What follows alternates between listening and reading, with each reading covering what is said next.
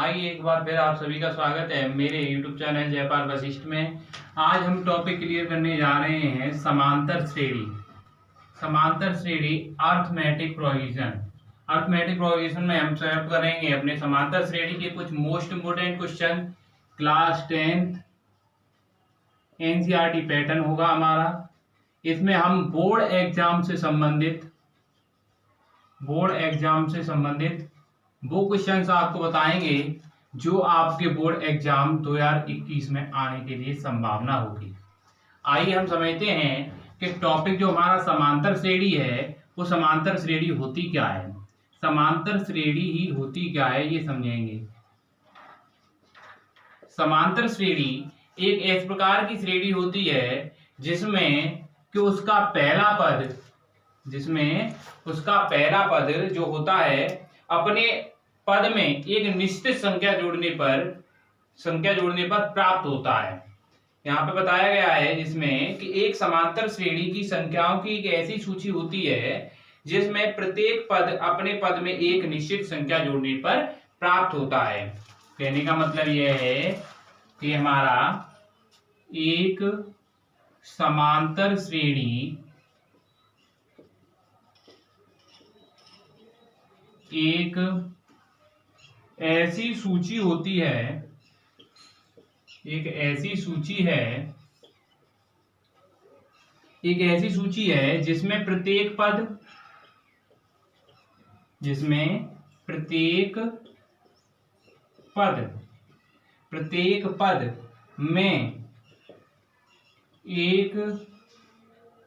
प्रत्येक पद में एक निश्चित संख्या जोड़ने पर प्राप्त होता है। तो हमारी क्या कहलाती है? समांतर श्रेणी कहलाती है, जिसे हम एपी कहते हैं, अर्थमेटिक प्रोग्रेशन। एपी समांतर श्रेणी। समांतर श्रेणी यह है कि हमें एक कोई पद दिया जाएगा और हमें अगर समांतर श्रेणी बनानी है तो उसमें से एक निश्चित संख्या हम जोड़ के आगे वाले पदों को बनाते रहते हैं। तो वो हमारी क्या कहलाती है? समांतर श्रेणी कहलाती है। इस संख्या में एपी का सार्वअंतर कॉमन डिफरेंस होता है, जो कि ध्यान रखेंगे एपी का इसमें एक सार्वअंतर होता है कॉमन डिफरेंस, जिसे कहते हैं कॉमन डिफरेंस जो होता है वो हमेशा कैसा होना चाहिए? या तो वो धनात्मक होगा या ऋणात्मक होगा या जीरो होगा। या कैसा होगा? जीरो होगा।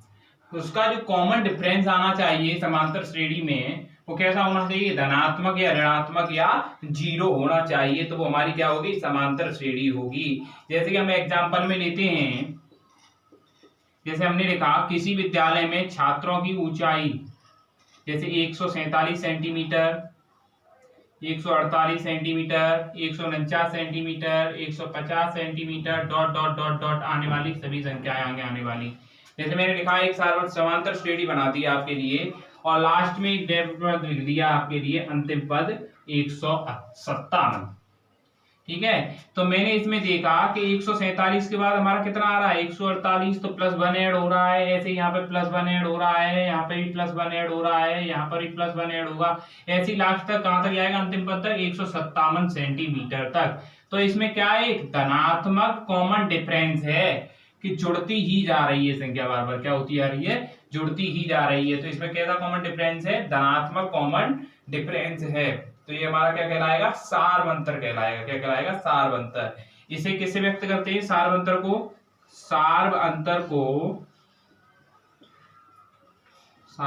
को डी से व्यक्त करते हैं। किससे? डी से व्यक्त करते हैं। जो हमारा डिफरेंस होगा सार्वअंतर, उसे किससे व्यक्त करेंगे? डी से व्यक्त करते हैं। आइए हम जानते हैं कि जो हमारा स्पष्ट करना होता है सूची को हम किस प्रकार लिख सकते हैं।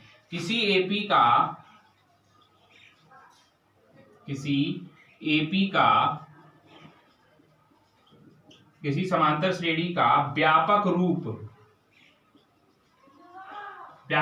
क्या होता है? एक समांतर श्रेणी बनाने का व्यापक रूप क्या होता है? पहला पद होगा ए, दूसरा होगा a+d, तीसरा a+2d, चौथा होगा a+3d, पांचवा होगा a+4d।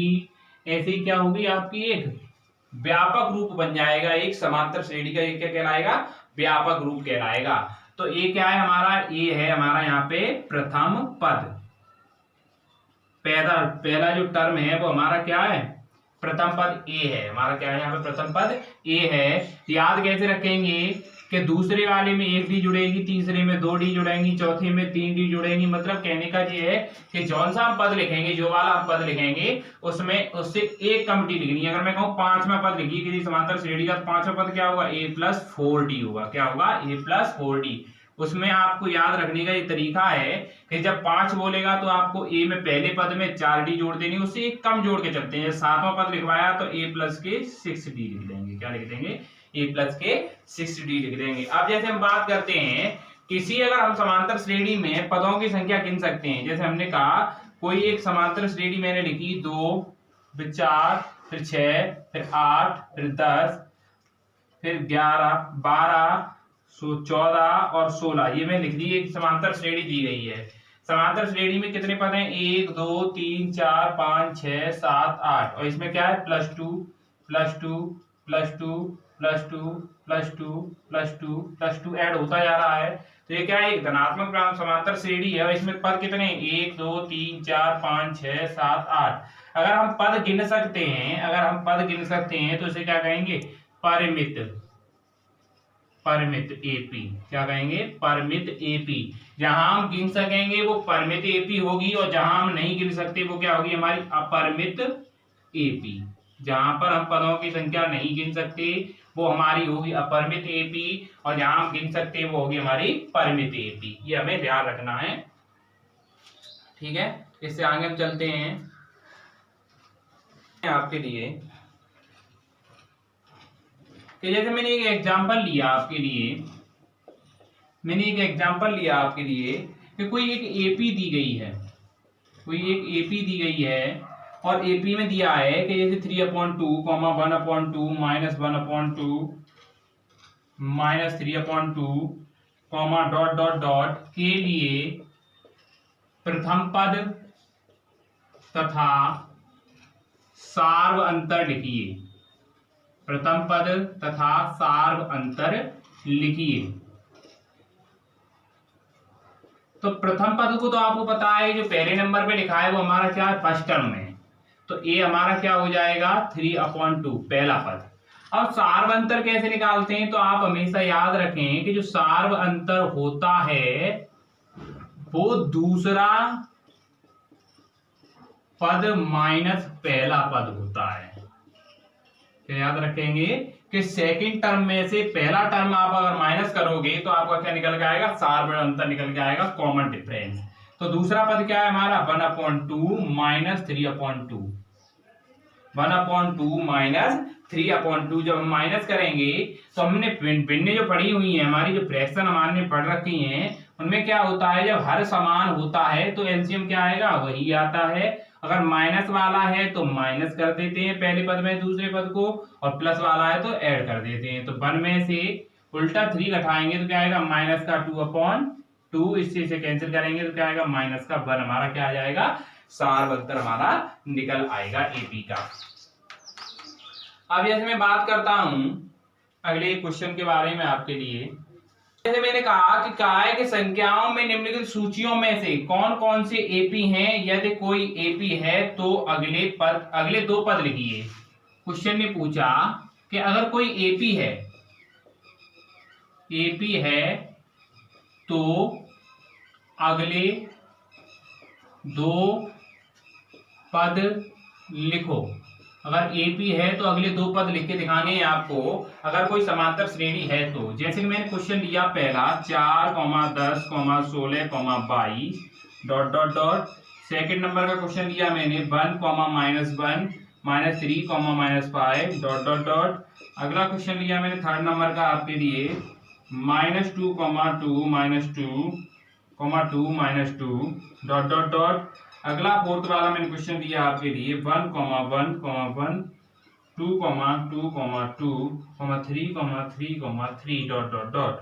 ये मैंने आपके लिए क्वेश्चन लिया और प्रत्येक में हमें ये बताना है अगर कोई एपी श्रेणी है तो हमें उसके अगले दो पद लिखने हैं, अगर वो एपी में नहीं है तो हमें उसके कुछ नहीं करना, केवल वहां लिख देना है कि यह एपी में नहीं है। तो पता कैसे करेंगे, आइए जानते हैं कि कौन सा जो श्रेणी हमारी है वो एपी में है और कौन सी जो है वो एपी में नहीं है। तो हम बात करते हैं, जैसे पहला हमारा क्वेश्चन है, हमने देखा 4, 10, 16, 22। हमने देखा इसमें कि जो हमारा पहला पद है वो हमारा 4 है। अब हम देखते हैं डिफरेंस जो होता है डी, वो क्या है हमारा सारवंतर। तो 10 में सेकंड वाले टर्म से हम क्या करेंगे, पहला वाला टर्म माइनस करेंगे तो कितना आ रहा है 6। ऐसे ही हम आगे देखेंगे डिफरेंस जो है कि थर्ड वाले में से उससे आगे वाला थर्ड वाले से थर्ड टर्म से थर्ड जो वाला टर्म है उससे सेकंड वाला जो टर्म माइनस करने पर क्या आता है, अगर सारवंतर वही आता है तो एपी है। तो सेकंड थर्ड वाला क्या है 16 है और सेकंड वाला क्या है हमारा 10, माइनस करेंगे तो कितना आ रहा है 6। तो यहाँ पर भी सारवंतर 6 है, यहाँ पर भी सारवंतर 6 है। तो क्या होगा, ये हमारी समांतर श्रेणी होगी, क्योंकि सभी में सारवंतर जो है वो क्या है +6 +6 +6, सभी में क्या आ रहा है +6 +6 +6। तो क्या करेंगे, हम इसके अगले दो पद लिखेंगे। तो अगले दो पद क्या होंगे, अगले दो पद हम देखेंगे तो क्या होंगे, हमारे कितने पद लिखे हुए हैं 1 2 3 4 लिखे हुए हैं, हमें पांचवा छठवां लिखना है। तो हमारा पांचवा पद क्या होगा, पांचवा पद। तो पांचवा पद क्या होगा, मैंने कहा था जब पांचवा निकालेंगे तो उससे एक कम डी जोड़ देंगे, तो 4 डी जोड़ दिया हमने पहले पद में। तो पहला पद एक कितना था 4 + 4, इन दोनों के बीच में काय का साइन आएगा, मल्टीप्लाई का। तो मल्टीप्लाई का साइन लाएंगे, जब कोई अल्फाबेट और नंबर साथ लिखा हो तो उनके बीच में किसका साइन आता है, मल्टीप्लाई का। तो डी की जो हमने वैल्यू निकाली वो कितनी है 6। तो हम क्या लिखेंगे 4 + 6 चौके 24, ऐड कर देंगे कितना आएगा हमारा 28। इसी प्रकार छठवां पद क्या होगा हमारा a + k 5d। तो a + 5 मल्टीप्लाई d की वैल्यू कितनी है 6। तो यहाँ पे क्या आएगा, a की जगह क्या हमारा 4 रख देंगे यहाँ पे। तो 4 + 30 यहाँ पे कितना आएगा 34। तो ये हमारे दो पद आ चुके हैं, कितने आएंगे हमारे 28 और 34, अगले दो पद हो जाएंगे। इसी प्रकार हमें इसमें देखना है, तो सेकंड वाले क्वेश्चन में हम क्या देखेंगे कि सारवंतर सेम है कि नहीं। तो -1 में से प्लस का 1 माइनस करेंगे तो क्या आएगा 0, यहाँ सारवंतर क्या आ रहा है 0। अब हम देखेंगे थर्ड वाले सेकंड वाले को माइनस करके, -3 में से माइनस का 1 माइनस करेंगे तो ये माइनस माइनस क्या बन जाएगा प्लस, -3 + 1 क्या आएगा -2। तो ये क्या है हमारी सारवंतर इसमें सेम नहीं है, तो ये हमारी समांतर श्रेणी नहीं है। सेकंड वाला क्या होगा हमारा समांतर श्रेणी में नहीं होगा। और गलती हो गई इसमें, थोड़ा इसे समझेंगे, मिस्टेक हो गई है 1, -1 मैं ध्यान नहीं दिया। तो सेकंड वाले को हम देखेंगे तो 1 में से -1 में से +1 को माइनस करेंगे तो क्या आएगा -2। इसी प्रकार -3 से -1 को माइनस करेंगे तो क्या आएगा -2। तो इसमें सारवंतर सेम आ रहा है, तो ये भी हमारी क्या होगी, एक एपी होगी, एपी है। क्या है ये एपी है, क्योंकि सारवंतर सेम आ रहा है। तो इसमें अगले दो पद लिखेंगे, तो हमारे 4 पद दिए, पांचवा कैसे लिखेंगे, पांचवा क्या होता है a + k 4d। तो a + k 4d हम कैसे लिखेंगे, a की जगह पे हमारा क्या है पहला पद 1 और +4 मल्टीप्लाई d कितना है -2। तो 1 प्लस माइनस का कितना आ जाएगा 8, -8 में से माइनस करेंगे तो -7। इसी प्रकार छठवां हमारा जो पद होगा टर्म होगा वो कितना होगा 5d।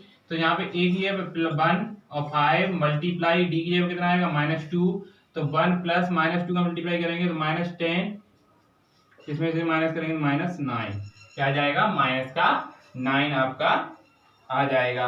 अब जैसे बात करते हैं तीसरे वाले क्वेश्चन की, तो इसमें देखेंगे जब हम इसे मैं साफ कर देता हूं, देखेंगे तो तीसरे क्वेश्चन में क्या होगा कि 2 में से जब हम -2 को माइनस करेंगे तो माइनस माइनस क्या हो जाएगा प्लस, तो क्या हो जाएगा 4 हो जाएगा, क्या हो जाएगा 4, ठीक है। 2 में से -2 माइनस करेंगे, इसी प्रकार -2 में से +2 माइनस करेंगे तो क्या आ जाएगा 0। तो ये हमारा क्या होगा एपी नहीं होगा, क्योंकि सारवंतर यहाँ 4 आ रहा है यहाँ 0 आ रहा है, इसी प्रकार ये भी नहीं होगा। तो आगे हम देखते हैं अगला क्वेश्चन जो हमारा आने वाला है,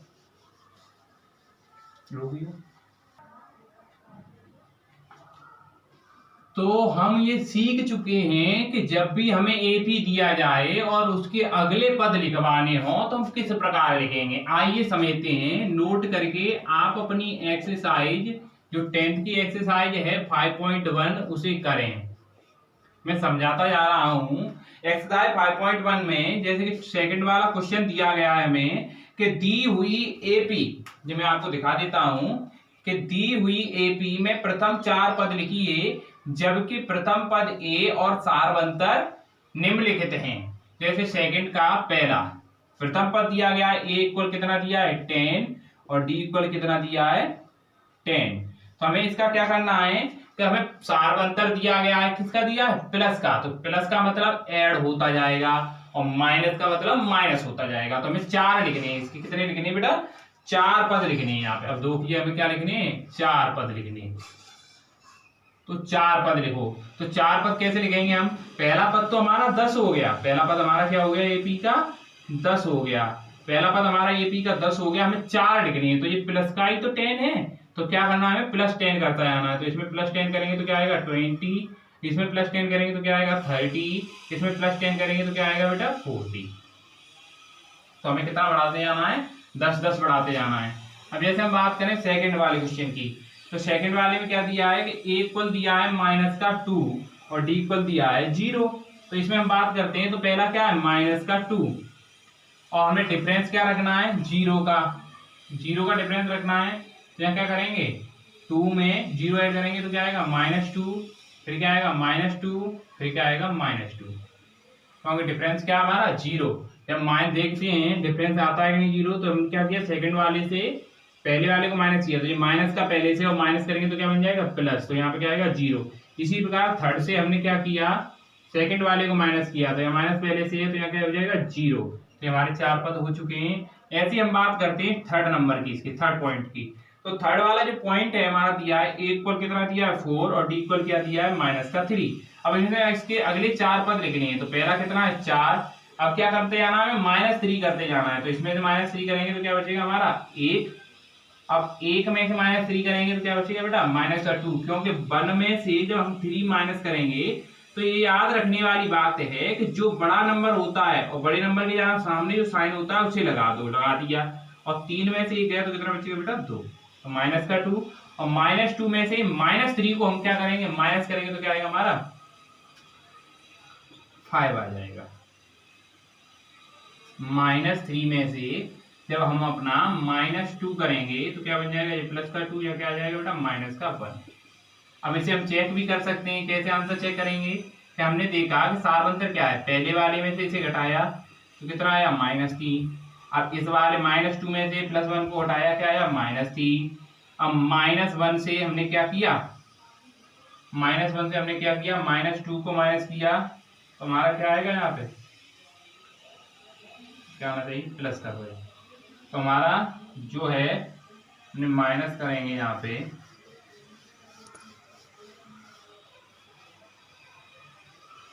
जैसे हम उस प्रकार से करके बताता हूं मैं आपको। जैसे पहला पद तो ए हो गया 4, दूसरा पद क्या होता है a प्लस के 2d, तो हमने क्या किया a की क्या रखा बेटा a प्लस का d, सॉरी दूसरा पद क्या होता है a प्लस का d, तो a की क्या रखा 4 और d की क्या रखा मैंने -3, यहाँ क्या आएगा 1। अब तीसरा पद क्या होता है a प्लस का 2d, तो a की जगह रखा मैंने 4 माइनस प्लस 2 मल्टीप्लाई d की क्या रखा -3, तो यहाँ पे क्या आएगा 4 -6, यहाँ पे क्या आएगा -2। अब जैसे मैंने रखा a प्लस का 3d, तो यहाँ पे क्या आएगा a की जगह 4 और 3 की जगह पे क्या आएगा +3 और d की जगह पे क्या आएगा सॉरी -3, तो यहाँ 4 -9 यहाँ क्या आएगा -5। ये इस प्रकार आपके पद बन चुके हैं। अब इस प्रकार लिखें, प्रथम पद तो ये हो गया, द्वितीय पद ये हो गया, तीसरा ये हो गया, चौथा ये हो गया। ठीक है, इस प्रकार लिख सकते हैं आप। आगे आने वाले इसी क्वेश्चन को आप इसी प्रकार करें, सेकंड के जो पार्ट बचते हैं वो।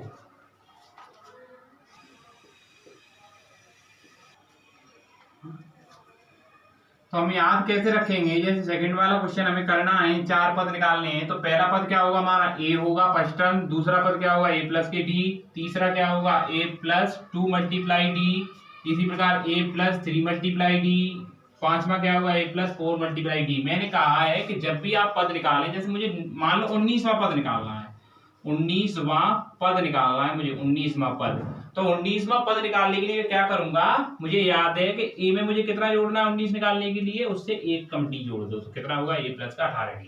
इस प्रकार आप पदों को याद रख सकते हैं। a में उस संख्या को जोड़ो जिसे हमें निकालना है 19वां पद, तो क्या करेंगे, उससे एक कम d ले लेंगे, 18d जोड़ देंगे। अब निकालना है 26वां पद, तो क्या करेंगे, a प्लस के 25d जोड़ देंगे। क्या जोड़ देंगे, 25d, 25 मल्टीप्लाई d। ठीक है, ये जोड़ देंगे इस प्रकार। अब जैसे मैं आगे तीसरे नंबर क्वेश्चन की बात करता हूं, एक्सरसाइज 5.1 का तीसरा क्वेश्चन। निम्नलिखित में से प्रत्येक एपी के लिए प्रथम पद तथा सारवंतर लिखिए। प्रथम पद और सारवंतर, जैसे मैंने एपी ले ली, मैं उसमें से पॉइंट ले रहा हूं तीसरा नंबर। पहला आप कर लोगे इस प्रकार जब मैं बता रहा हूं उसी प्रकार, और दूसरा भी आप कर लोगे, मैं तीसरा समझा रहा हूं। तो तीसरा क्या है मेरा कि 1/3, 5/3, 9/3 और 13/3। इसमें मुझे क्या करना है कि प्रथम पद और सारवंतर बताना है। तो प्रथम पद क्या होता है हमारा a, प्रथम पद होता है हमारा a फर्स्ट टर्म। तो पहला पद क्या लिखा है हमारा 1/3। अब हमें क्या बताना है, सारवंतर। तो सारवंतर हम कैसे बताएंगे, ये तो एपी है हमें पक्का बताया, उसने कहा है कि एपी है दी है। तो सारवंतर क्या करते हैं कि सेकंड टर्म से, जो सेकंड वाला टर्म है उससे फर्स्ट टर्म माइनस कर दो। क्या कर दो, फर्स्ट टर्म माइनस कर दो। तो सेकंड वाला टर्म कितना है हमारा 5/3 माइनस 1/3। हर दोनों के समान है, लासा वही रहेगा, तो 5 में से क्या बचेगा, 4। तो ये हमारा क्या हो गया, सारवंतर हो गया। इसी प्रकार मैं इसका चौथा पार्ट आपको बता देता हूं। चौथा पार्ट में क्या दिया है आपको, ये चौथा पार्ट दिया है 0.6, 1.7, 2.8, 3.9। तो इसमें पहला पद क्या है, फर्स्ट टर्म ए दिया है हमारा 0.6, और डी हमें निकालना है। तो डी कैसे निकालते हैं, सेकंड वाले टर्म से फर्स्ट वाला टर्म माइनस करोगे, तो 7 में 6 क्या आएगा 1, पॉइंट की पॉइंट, और 1 में 0 गए, ये हो गया आपका आंसर। इससे आगे क्वेश्चन हम कल करेंगे। ठीक है, धन को सब्सक्राइब जरूर।